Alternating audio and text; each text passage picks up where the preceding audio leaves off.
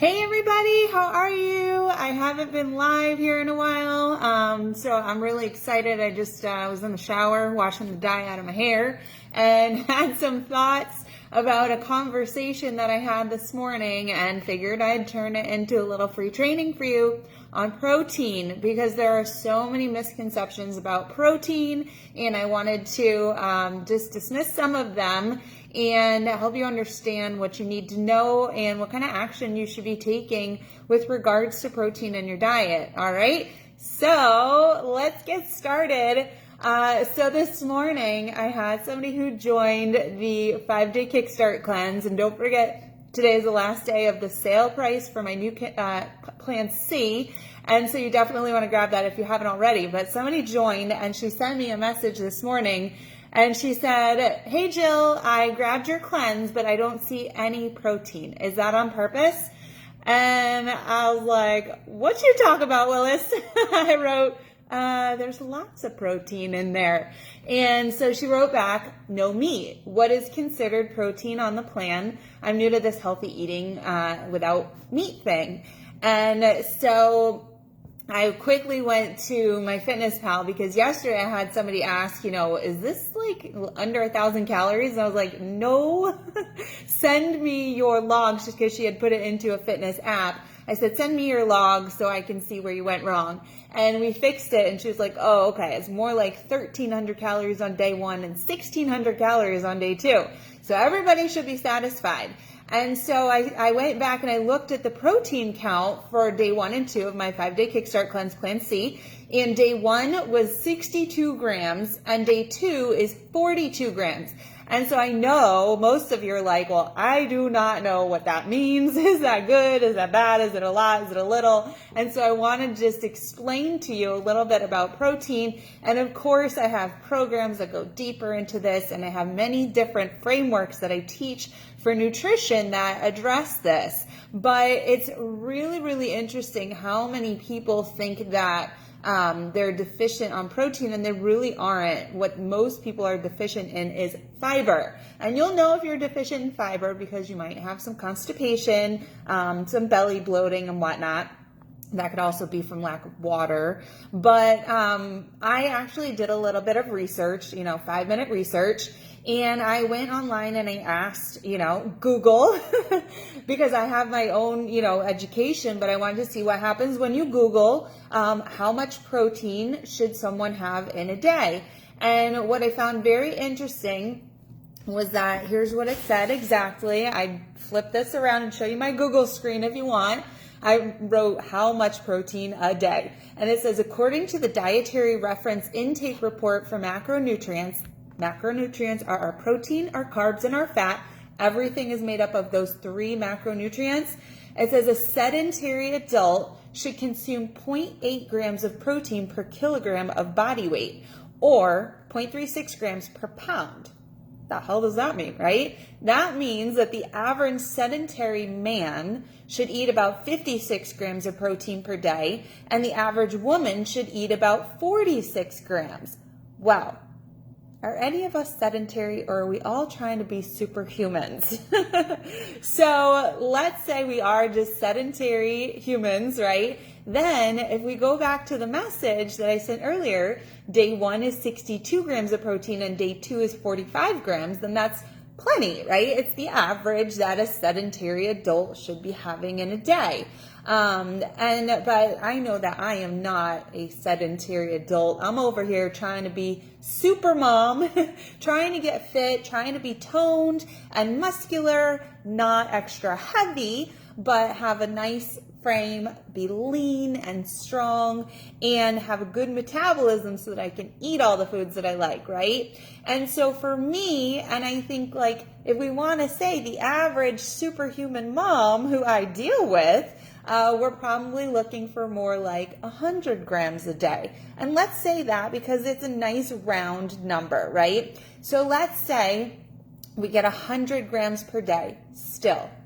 What does that mean? Tell me calories, right? I know that's what you're thinking. So each gram of protein contains 4 calories. This is something I go into depth in my Foods for Fat Loss program. If you go to JillOrtizFitness.com programs, then you see Foods for Fat Loss, and I go into depth on proteins, carbs, fats, how many calories, how many you should have, how to calculate that, what foods you should be choosing. But today I just want to talk a little bit deeper about protein. So in each gram of protein, you're going to get 4 calories. So easy math, right? 400 calories. Now let's say somebody like me is shooting for, or what I told you earlier is that 1,300 calories is day 1 of our Kickstart Cleanse, Plan C, and 1,600 calories in day 2, right? So we're not looking to be perfect on calories and hit this particular target every single day.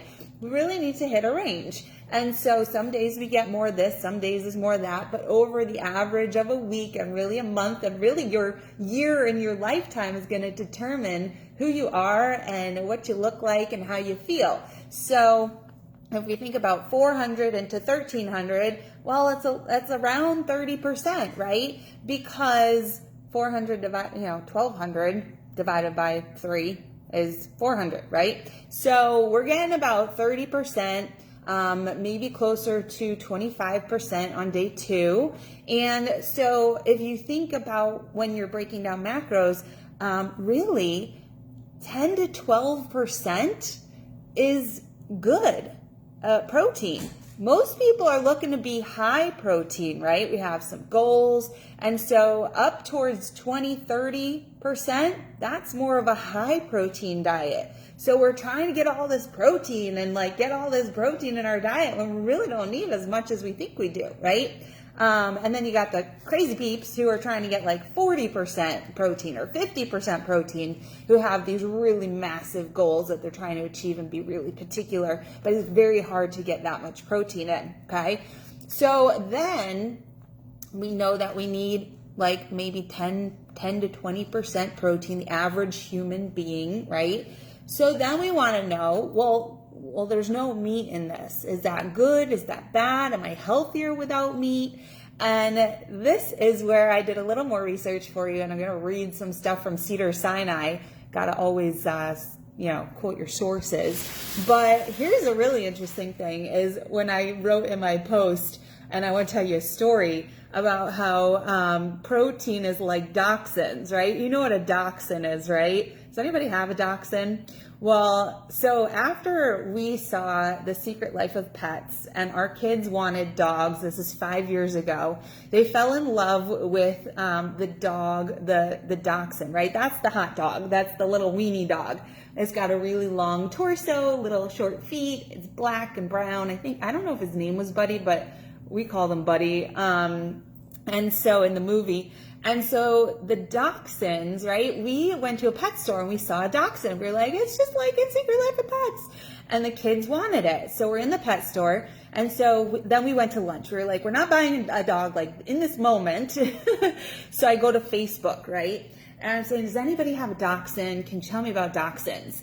And everybody was like, I have a dachshund and he broke his back, and my dachshund, I had to get back surgery. And everyone's like, don't get back dachshunds, they need back surgery. And I'm looking at my husband going, oh yeah, we're not getting that dog. Everybody's saying don't get a dachshund. And so what we learned in all of that was that really getting a mixed breed is a better idea, because when you get all of the same dog, the purebred, then you get the problems of the purebred, right? So if we had something that had dachshund in it and something else, less inclined to have the pugs struggle with their noses or breathing or whatever. I don't know. Different dogs have different issues, right?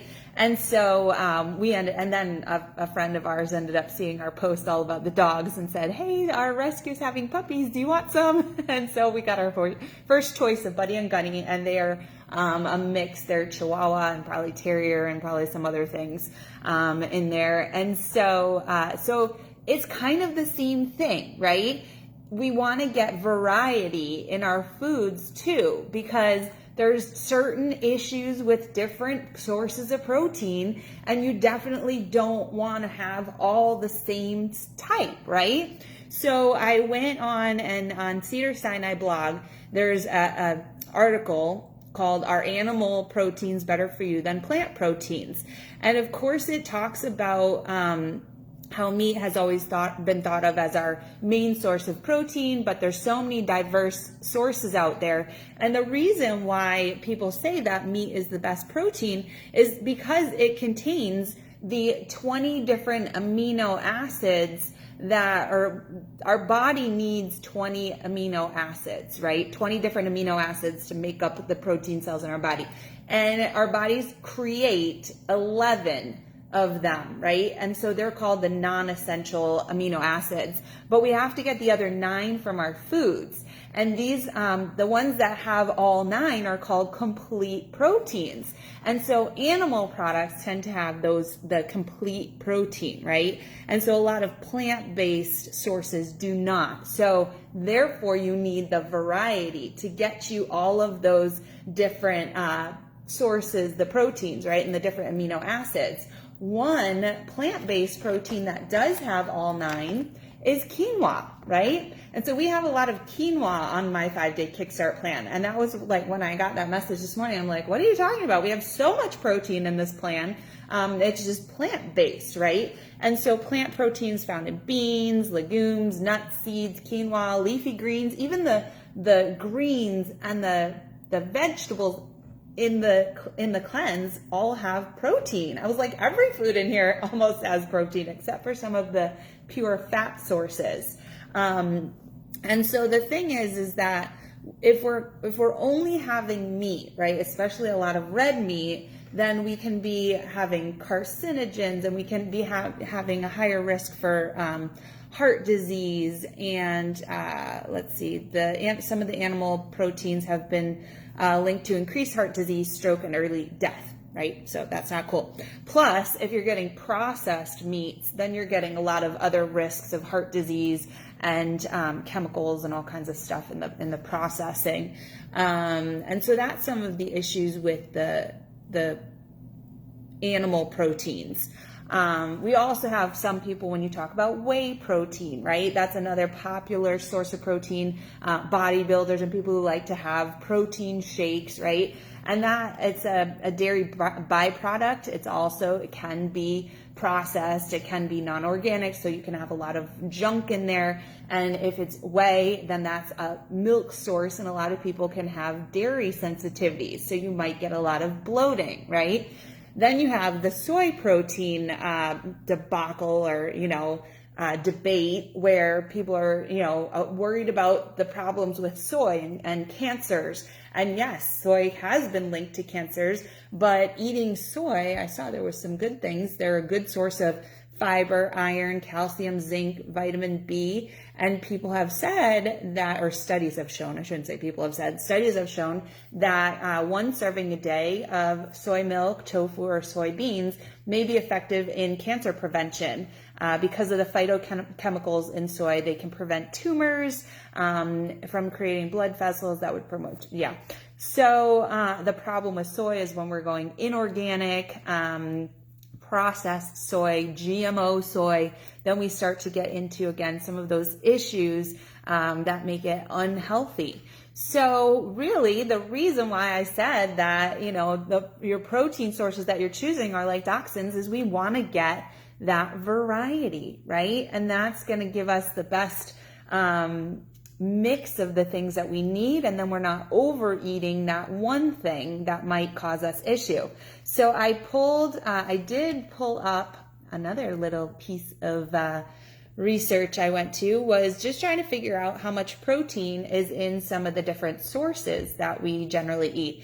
So per 100 grams of weight of the food, here's how much protein is in some things like chicken has 32 grams per 100, beef is 26, pork is 22, duck is 19, quail is 22, rabbit 20, cheese 26, salmon 19, and then we come down, eggs 13, yogurt 4, milk 3, shrimp 17, and the list goes on.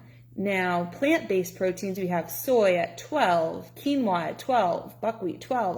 A lot of these are 8, 9, 10, 11, 12. Peas have 6, rice is 2. And so again, like when you think of rice, like white rice, there's always been this worry of arsenic and, you know, the whole baby food thing and like too much rice and, you know, again, vary everything, right?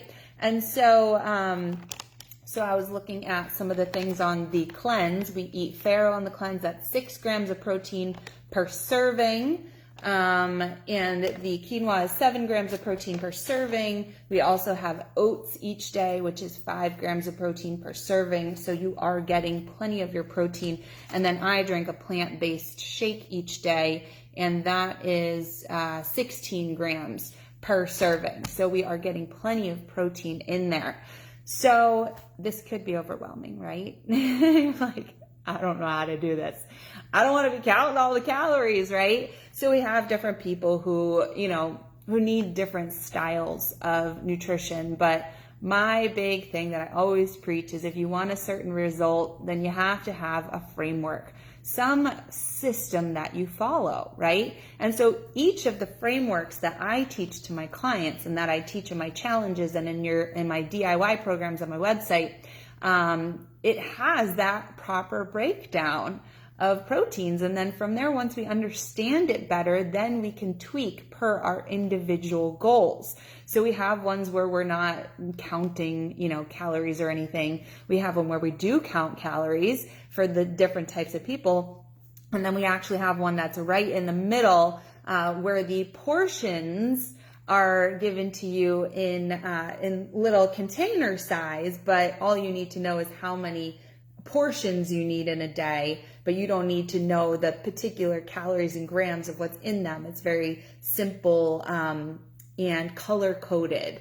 And so with that, we will be running a group for the portion control color coded system that's also going to address having variety of fruits, vegetables, protein sources in your diet, but in a very simplified way. And so we do have a group coming up for that starting next Monday.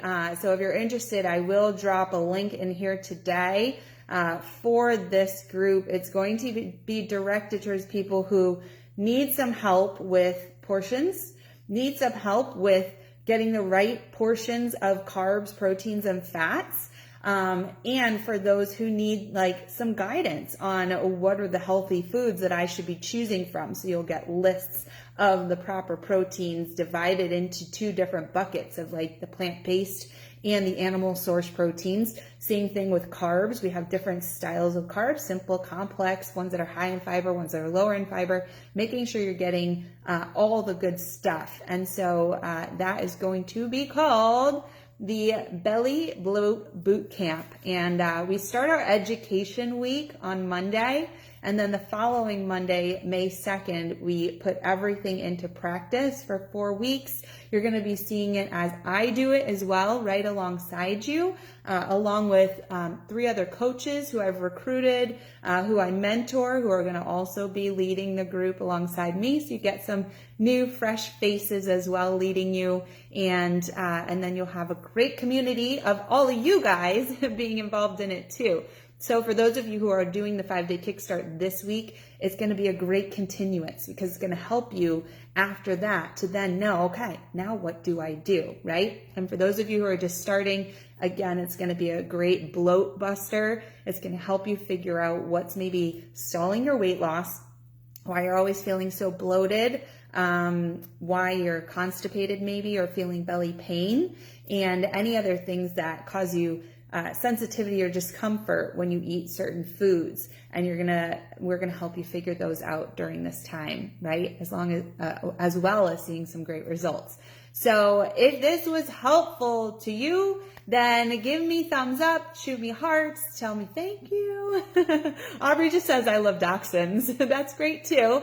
So tell me all the things and keep an eye out this afternoon or this evening for that link on the Belly Bloat Boot Camp interest form. Okay? All right. We'll see you guys later. Bye.